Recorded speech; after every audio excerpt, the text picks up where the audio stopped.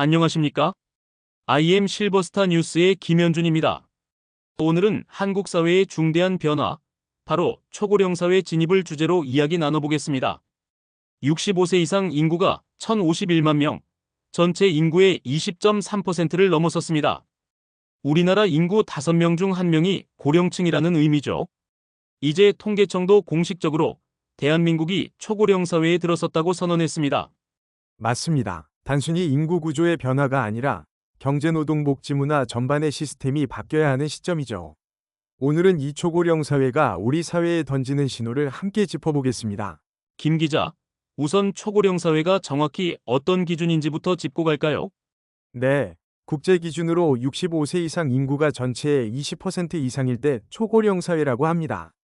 한국은 2000년에 고령화 사회 7%, 2018년에 고령 사회 14%, 그리고 2025년에 초고령 사회에 들어섰습니다.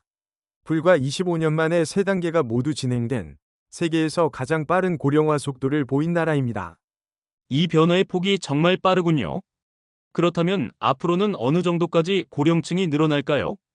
통계청 추계에 따르면 2036년엔 30%, 2050년엔 40%, 그리고 2072년엔 47.7%, 즉 국민 2명 중 1명이 65세 이상이 될 것으로 예측됩니다. 이건 단순한 인구 문제를 넘어 노동력 소비 복지 교육 모든 시스템이 재설계돼야 한다는 의미죠.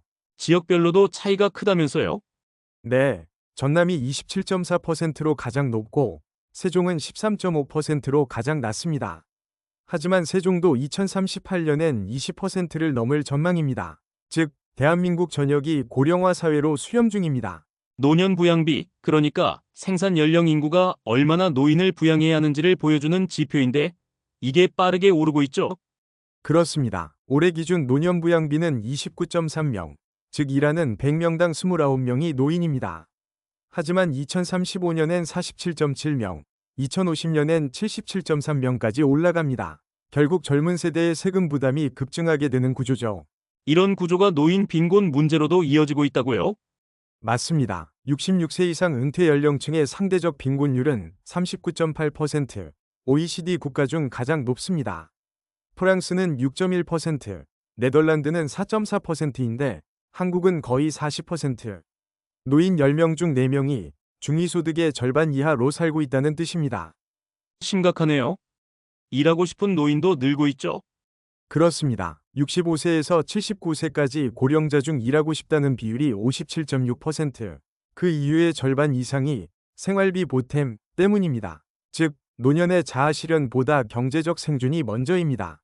고령층의 주요 사망 원인도 변화가 있죠.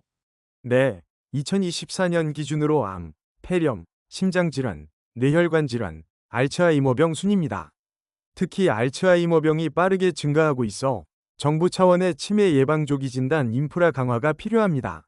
진료비 부담도 만만치 않다죠. 65세 이상 고령자의 1인당 진료비가 530만 원, 본인 부담금이 125만 원 정도입니다. 소득이 낮은 고령층에겐 큰 부담이죠. 이 때문에 의료와 돌봄의 통합 시스템이 절실합니다. 병원 중심이 아니라 지역 방문 의료, 재택케어 중심으로 전환해야 합니다. 그렇다면 건강한 노년을 위해 정부와 사회는 어떤 대비를 해야 할까요? 첫째, 만성질환 관리 체계를 디지털 헬스케어 기반으로 업그레이드해야 합니다. 둘째, 치매 예방인지 훈련 프로그램을 전국적으로 확대. 셋째, 고독사 방지망을 지역 단위로 강화해야 합니다. 특히 1인 노인 가구가 급증하고 있어서 정기 안보 확인 서비스, 스마트워치 기반 안전망 같은 시스템이 필요합니다. 김 기자, 요즘은 액티브 시니어라는 말이 자주 등장하죠. 네, 이제 65세 이후는 은퇴가 아니라 새로운 인생 2막의 시작으로 보는 분들이 많습니다. 고령자 99.7%가 개인위생이나 외모 관리를 위해 시간을 쓰고 있고 스마트폰 사용 시간도 하루 1시간 39분으로 5년 전보다 3배 늘었습니다. 노년층이 디지털에 적응하면서 사회적 고립을 어느 정도 해소하는 모습이네요. 그렇죠. 전화나 문자 같은 비대면 교류는 늘고 대면 모임은 줄었지만 ICT 덕분에 여전히 교류가 유지되고 있습니다. 이건 디지털 포용 정책의 성과이자 과제이기도 합니다. 앞으로는 시니어 디지털 학교, AI 돌봄 로봇 같은 새로운 실버 산업이 등장할 겁니다. 이쯤에서 정리해보죠.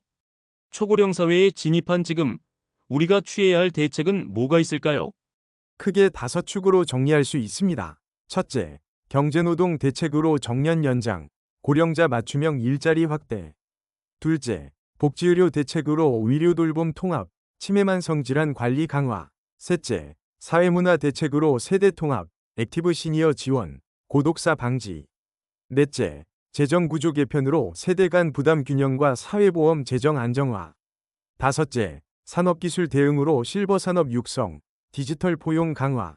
즉, 단순한 복지가 아니라 국가 시스템 전환이 필요하다는 말이군요.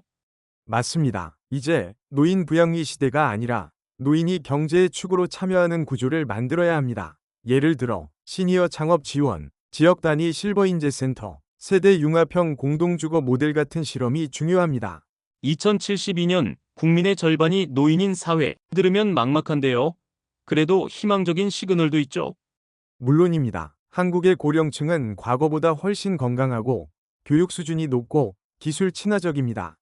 이들을 새로운 경제 주체로 인식하면 시니어 르네상스가 가능합니다. 예를 들어 고령층의 소비력은 이미 250조 원 시장을 형성하고 있고 여행, 헬스, 문화, 교육 산업의 새로운 고객층이 되고 있습니다. 결국 초고령 사회는 위기이면서도 새로운 기회의 시대로 볼 수 있겠군요. 그렇습니다. 중요한 건 준비된 사회가 되느냐죠. 노년을 소비자나 수혜자로만 보지 않고 경험과 지혜를 가진 동반자 세대로 대우해야 합니다. 오늘 IM 실버스타 뉴스에서는 초고령 사회에 진입한 대한민국의 현실과 과제를 살펴봤습니다. 노년의 문제는 곧 우리 모두의 미래입니다. 이제는 한 세대가 아닌 모든 세대가 함께 준비해야 할 변화의 시대죠. 오늘 방송이 여러분의 생각에 작은 울림이 되었기를 바랍니다. 지금까지 앵커 김현준, 취재기자 김성수였습니다. 감사합니다.